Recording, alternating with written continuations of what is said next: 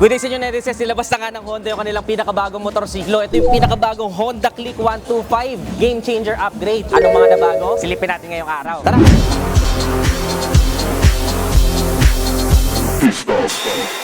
Ilan sa mga major na napansin ko, netizens, is yung looks. Parang talagang lahat na bago. Yung kaha na bago sa unahan. Iba na itsura niya sa gilid. Iba na rin yung itsura niya. Parang ang first impression ko dito, parang binalik nila yung Honda Click version 1. Pinagsama yung version 2. Tapos ito yung kinalabasan, di ba? Yung parang pinaka-latest version na upgraded na. Kilala naman natin ng Honda Click. Talagang #1 best-selling 125cc ni Honda yan sa buong Pilipinas. So ito yung mga napansin ko. Kita natin may black trims dito. Obvious na obvious yung V-shape. Kitang-kita may mga thin lines, netizens.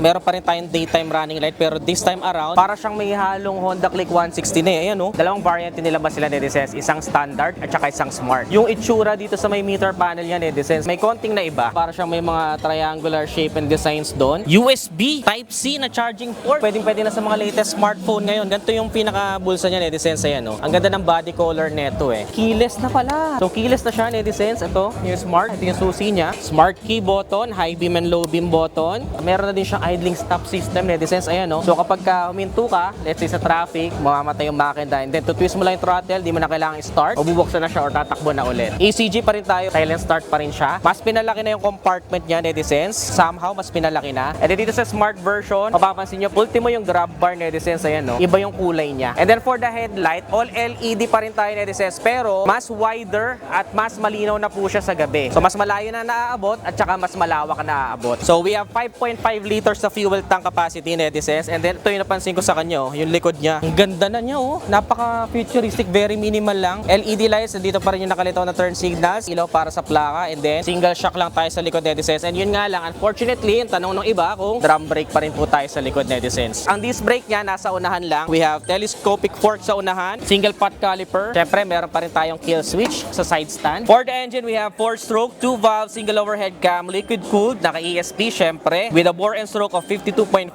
by 57.9 millimeters, 125cc, and 11:1 yung kanyang compression ratio. That can produce 8.26 kilowatts of max power at 8,500 RPM and 11 Newton meters of max torque at 5,000 RPM. So syempre, PGM-FI ito, netizens, kaya siguro pa rin tayo na matipid siya sa gasolina. We can expect around 49.3 kilometers per liter up to 50.3 kilometers per liter dito sa smart version kasi nga may idling stop system. Ayon yan sa WMTC. So we still have cast wheel. Mapapansin niyo dito sa kanilang smart edition, netizens. Iba yung kulay ng ating mags dyan. With the tire size of 90-80-14 sa unahan and 180-40 naman sa likuran. Syempre, tubeless tires, netizens. So may hook pa rin